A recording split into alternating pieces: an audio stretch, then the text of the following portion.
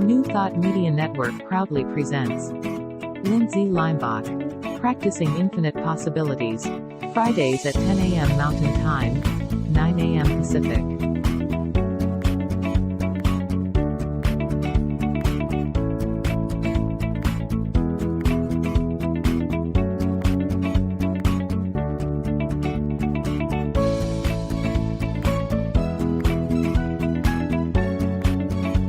And now, here's Lindsay.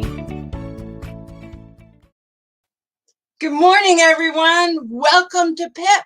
If you are on the East Coast, maybe you're having, West Coast, good morning, coffee with us. And if you're on the East Coast, maybe you're having lunch. And if you're in the middle, you're having a break. I am so excited that everyone has joined us. Oh, let's see. I can even have a comment coming up. Wayne is here from Calgary, from Canada. Thanks so much. I appreciate that. PIP is practicing infinite possibilities. And today we have such a special guest. We have Reverend Kusala, who is a Buddhist monk out of LA that I have actually known for over 20 years. And he has taught me a lot about Buddhism. And I wanted to show you something real quick. This is Reverend Kusala. He married my husband and I. Isn't it excellent? Excellent. So I'm so excited to bring him here. And today we're going to be talking about New Thought and Buddhism. And we're going to talk about some quotes that Ernest Homes said, and we're going to get Kusala's input on it. So let me bring him into our feed here. Hi, Lindsay. Hi, Reverend Kusala. Thank you. Thank you so much for joining us. Thanks for the invitation. It is so magnificent to have you here. We had you last week and we had a little bit of technical difficulty, but that's life. That's suffering happens. That's it. Always challenged, but we fixed it. Now you can see me as well as hear me. That's right. Let's just dive right in. I want to show this quote from Ernest Homes. Let's get that. Stop trying. Stop struggling. Begin to be calm, to trust in the higher laws of life. Even though you do not see them, they are still there. Wow, that is pretty powerful. What Ernest Homes, and that is really the foundation of New Thought, is that there's these laws of life. You can't escape them. You can't get out of them. They exist and they're operating not to you, they're operating through you. And I wrote that Buddhism and New Thought actually, come together. How does that come together in the Buddhist philosophy? Well, I like the quote, but I think Buddhism would perhaps say something a little different, but that's because it's Buddhism. That the higher laws of Buddhism could be translated into the Four Noble Truths. The problem with the law is you have to have a divine lawgiver to decide for you what is right, what is wrong, what is skillful, what is unskillful. So Buddhism says the first noble truth is that life is ultimately unsatisfactory. Not always, but ultimately you'll be dissatisfied. Number two, the reason it's ultimately unsatisfactory is because we have desire, craving, a thirst that can't be quenched. We are attached and we have aversion. And those things work against us in having a good and happy life. Number three, thankfully, the Buddha didn't stop there. The Buddha said, I have found the answer to suffering. I have found the answer to suffering. And then he went on to say, the answer can be achieved using the Eightfold Path. right view, right intention, right speech, right action, right livelihood, right effort, right mindfulness, and right concentration. You can look it up on Google. You don't need to memorize it. Good.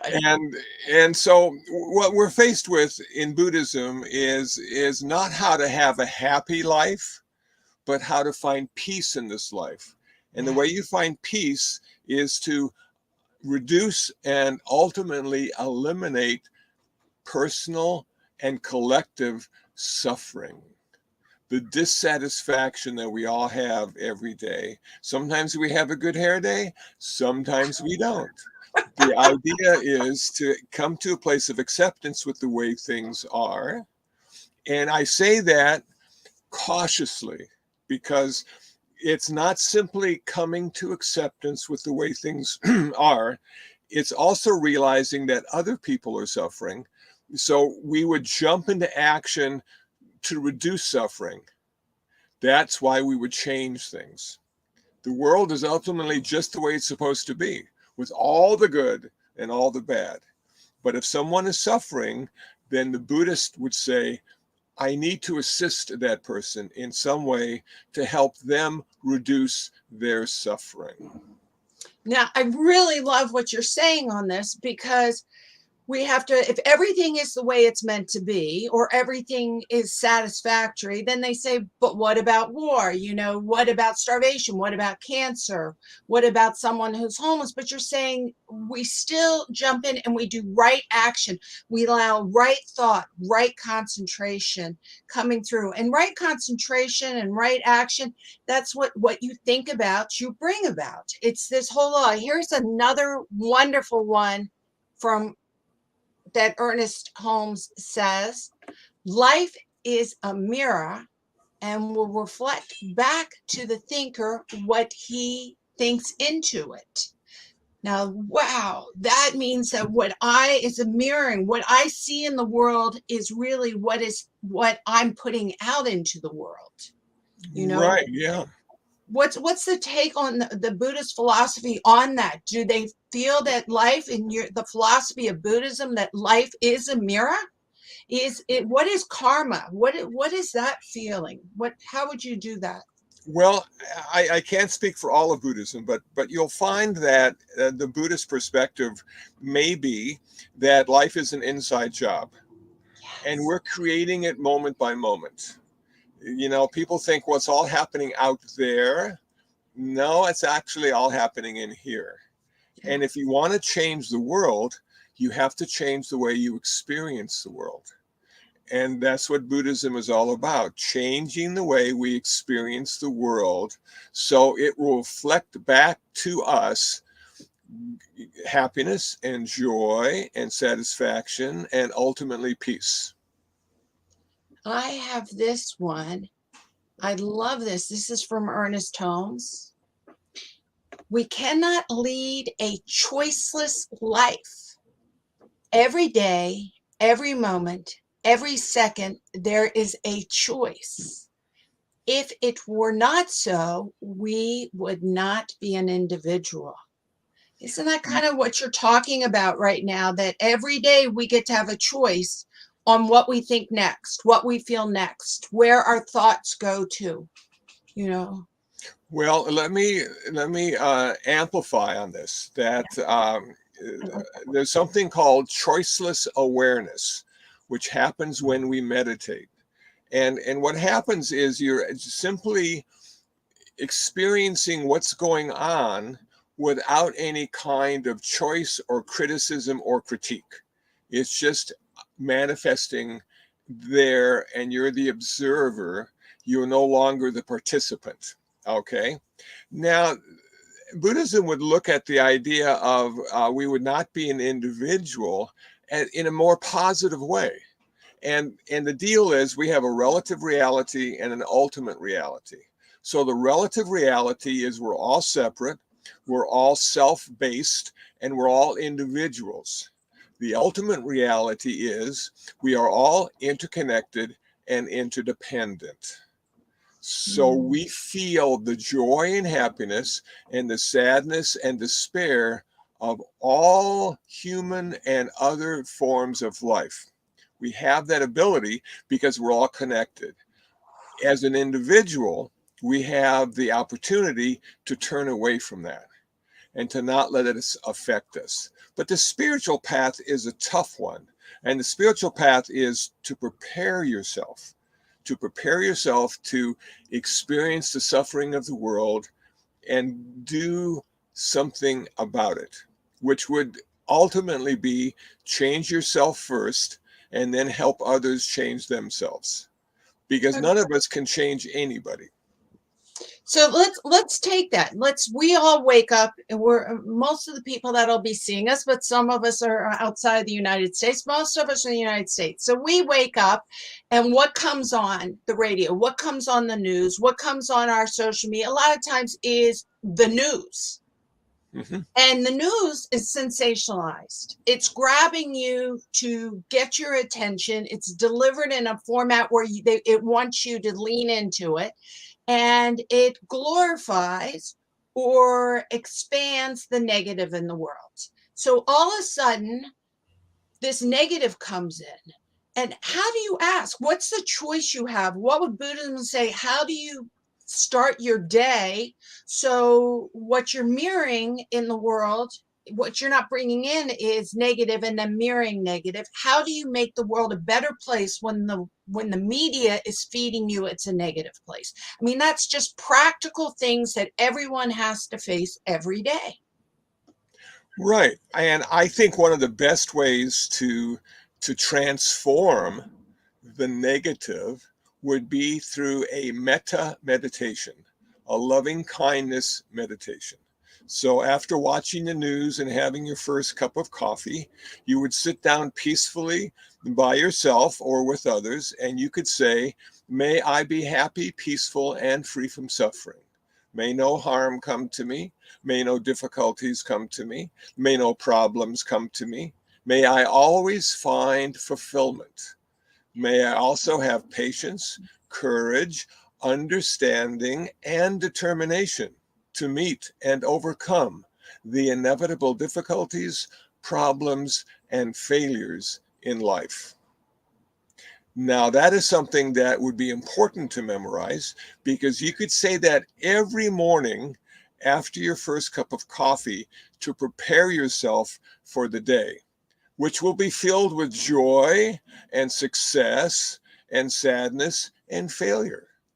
Those two things, the happiness and the sadness, always work together.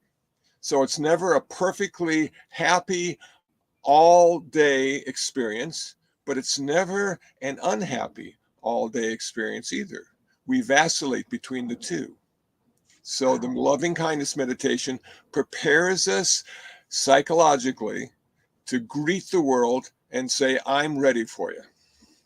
I love that. I was teaching a class yesterday, and I put on my arm like a teeter-totter, and I said, I said the same thing in the morning. Go to gratitude, go to meditation, go to loving kindness.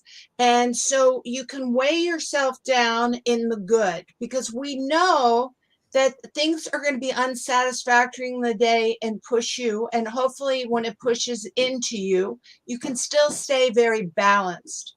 But if we feed ourselves the negative, the news that we were talking about, we get unbalanced like this. You start the day and then it pushes you further down. So we have that control. Ernest Homes said this quote. I love this one. Practically the whole human race is hypnotized because it thinks what somebody else told it to think. And that is exactly what you're saying, in that, okay, you heard the news, or you're going to see the news, but get yourself not hypnotized by what other people are telling you. Get yourself into that right concentration, into that meditation spot, into the ability to be the higher consciousness of the observer, and look at it. So you can look at what's going on and you can think for yourself. You can say, well, this might be information coming in, but it doesn't make it true, or it doesn't make it true to my reality. And the higher reality, love, kindness, and joy, can exist even with that.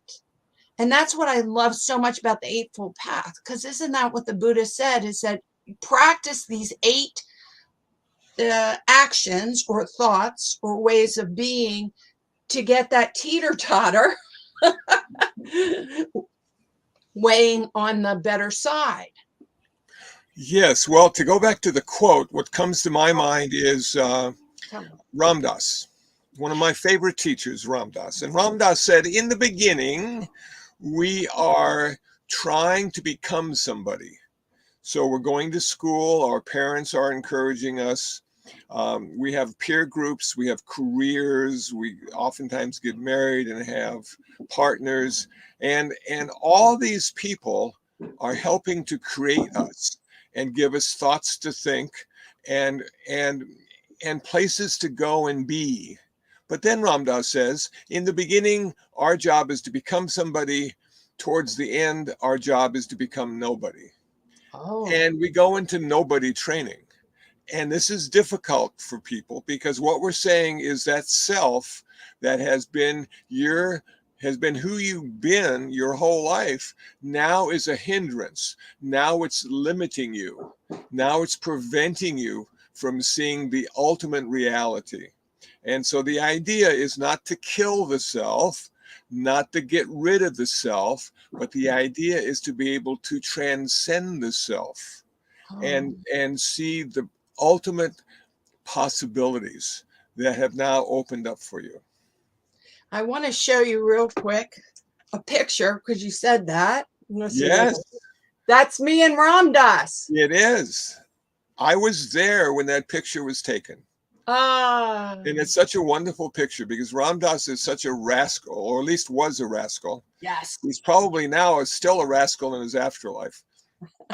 Well, let me tell you, Ram Dass is a rascal, because when I had this picture taken, the first picture he took with us, we were hugging him and he was going, and then I really looked at him like he's sticking out his tongue. I knew I wanted to frame him, like, hey, Ram Dass, do you think we could have one with you smiling? And he laughed and he hugged us. And this is actually after he had his stroke. And so he was in the wheelchair at this time. And he too, just like you said, letting go of the self. When he spoke, when we see him spoke, he was slurring his words a little. He was much slower in pace, but he was letting go, and he was showing us how to let go, how to let go. It was really magnificent when we saw him. I want to just tell you my favorite Ram Dass. I love looking and listening to his old tapes. And he said one time, this guy came up to him and he said, Ram Dass, I'm a great meditator. I am really good. I can go up into the mountains and I can just bliss out and I can just, zone for hours. And Ram Dass is going, oh, that's nice. And then he said, but when I go into my apartment in the city, I can't meditate at all. What should I do? He said, practice in the city. There you go. If you know how to do it over here, hey, that's fine. But practice in the city. Practice. There is no failure. It's always a practice, right? Lean into the practice. It's always a practice. And Ram Dass also said one time, if you think you're enlightened, spend a week with your family. And you might and you might realize you've got a ways to go. I got a ways to go. Well, this all circles and all comes back together. And Ernest Homes says there is but one ultimate power, that higher reality that you were speaking of. This power is to each one what he is to it. Now, when I say that, what is that? You haven't read that I was going to put this up. So this is a spur of a moment when I'm putting on Kusala. What does that make you feel when you hear this new thought kind of idea that the power is always there, the ultimate power, but it has to come through you. I think this is, Ernest Holmes says it's your responsibility to be awake to it, to practice into it, to see it, to observe it. What's the Buddhist take on that idea? Well, I would have to start with saying there is no ultimate one. That Okay. Buddhism says there are many that are connected. I think probably the Jewish tradition started the ultimate one, which they call God. Mhm. And if you look at Hinduism, where Buddhism started, they have many different gods with a small g, and there's a hierarchy of gods, from the strong God to the sort of weaker gods. And what the Buddha said about the gods and the one power is that it didn't, there was always room for improvement, that they weren't perfect, and they weren't ultimately the best of the best. So when I see that, I think, well, okay, it's if there's no one power, then there's no one us either, that we're made up of a variety of things. And the Buddha, when he referred to human beings, he never said, this is Joe. He would say, there is mind and body. There are the five aggregates. He would always use more than one to describe a human being or anything else.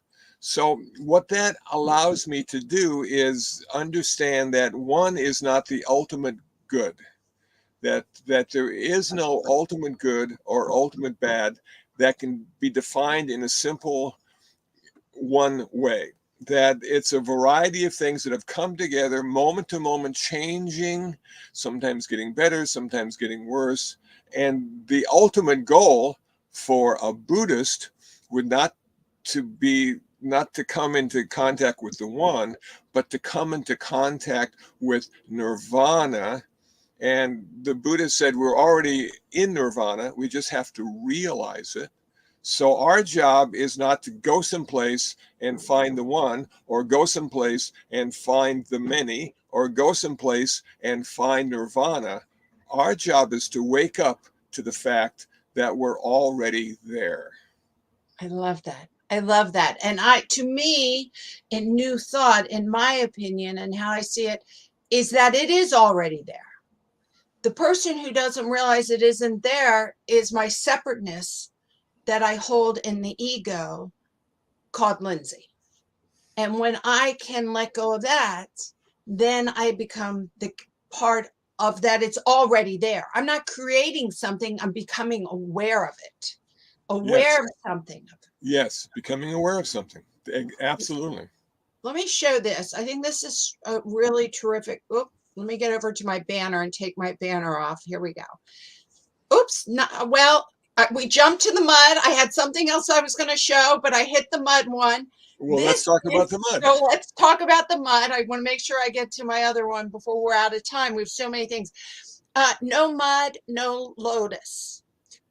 Without suffering through the mud, you cannot find happiness of the lotus. Thich Nhat Hanh. Now, before you speak on this, I want everyone to know that I got this from your Facebook page, and that you post 5 to 10 wonderful quotes with fabulous pictures every morning, sometimes at night as well. And I recommend everyone to follow you, because the wisdom that you put and the humor, you put so much and good the humor. That's right. That's right. It's a light, happy, but really insightful site that I love to visit every day. But anyway, let's go to the Thich Nhat Hanh quote. Why'd you pick this one?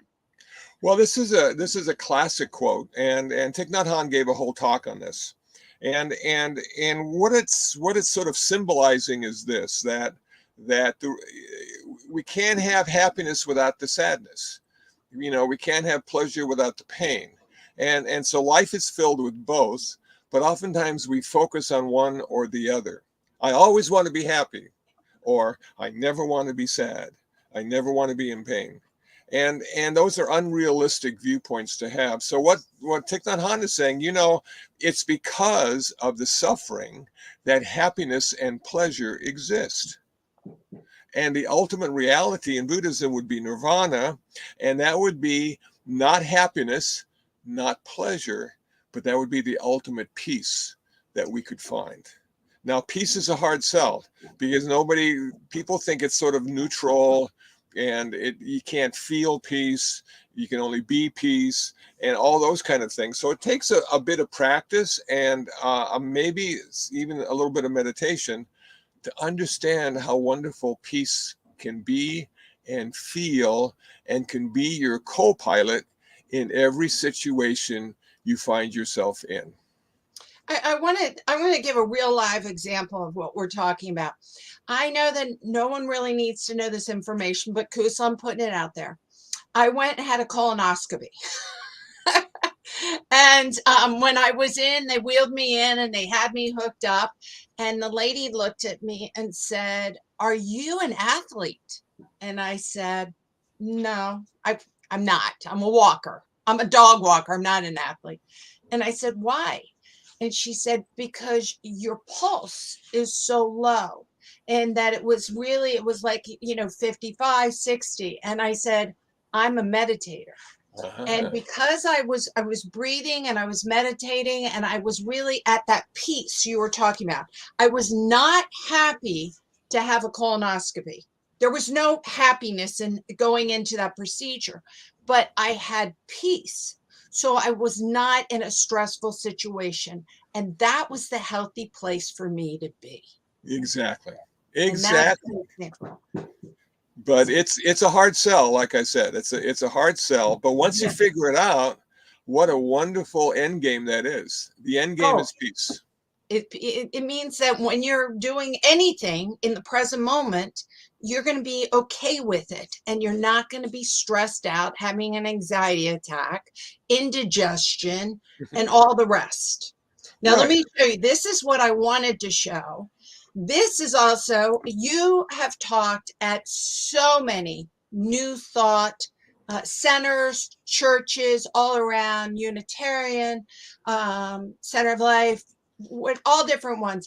And this one is out of Ventura, and you post these beautiful talks, 5 ways to change your karma. Tell us, which one is this one from? Well, this is at the Center for Spiritual Living in Ventura, California. And Reverend Bonnie invited me to speak. And she said, "What would you like to speak about?" And so after a day or two of thoughtful analysis, I said, "Let's talk about 5 ways to change your karma." And she said, "That sounds good. I can hardly wait to hear it." And so that you can find the talk on YouTube. It allows you to understand a little bit more about karma, but also the 5 precepts, because it's in practicing the 5 precepts that we change our karma. And the 5 precepts are, really quickly, I will practice not to take life. I will practice not to take what is not given. I will practice not to indulge in sexual misconduct. I will practice to speak skillfully. I will practice not to consume intoxicants. So well, I want to have you back, and maybe we can actually talk about those one day. Yes, they're really good to talk about, because every human being, race, religion, creed, whatever you want to call a human being, that makes them better. Those 5 precepts make them better. Okay, So now I put down in the banners here your YouTube channel, and also a shout out. You have fabulous podcasts, fabulous. And also go to Urban. I've had this up before. I just want to make sure we have this up. urbandharma.org. I think you have over 1,500 pages. I do. About everything and anything, Buddhism in America, and talks, and your interactions with other religions, especially with Catholicism. I love it. Thank you. And Facebook page is Kusala Bhikshu. Okay, Kusala Bhikshu.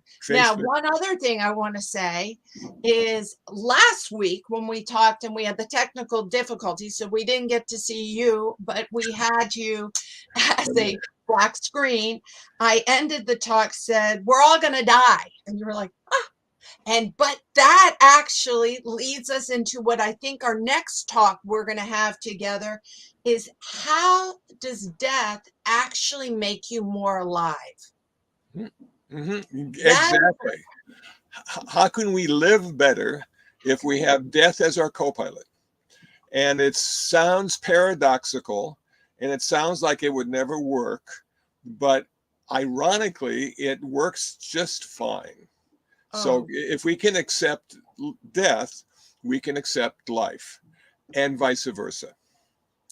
so I want to thank you so much. We've come to the end. Please, anyone who would like to know even more about Kusala, Reverend Kusala, and maybe some interactions that we can have on the PIP show, email me at centeredmoment@gmail.com. I just want to thank you, Kusala. I'm going to give you the wave and say, may you have a peaceful day. Thank you, and likewise, may your day be filled with peace and happiness. Oh, thank you. And so I want to thank everyone who has joined me from Florida, from Canada, from California. You've all been around.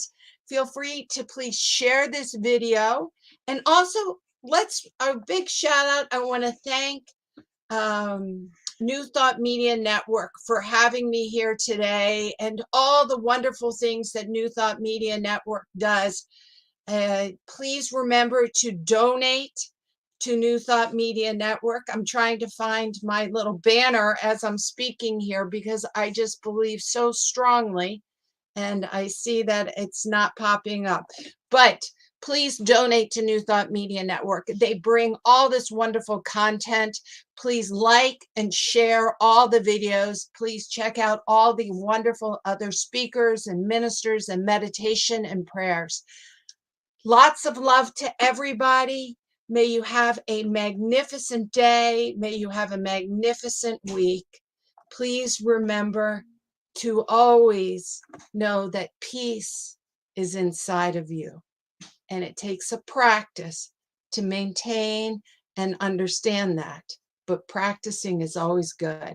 Remember, PIP, practicing infinite possibilities.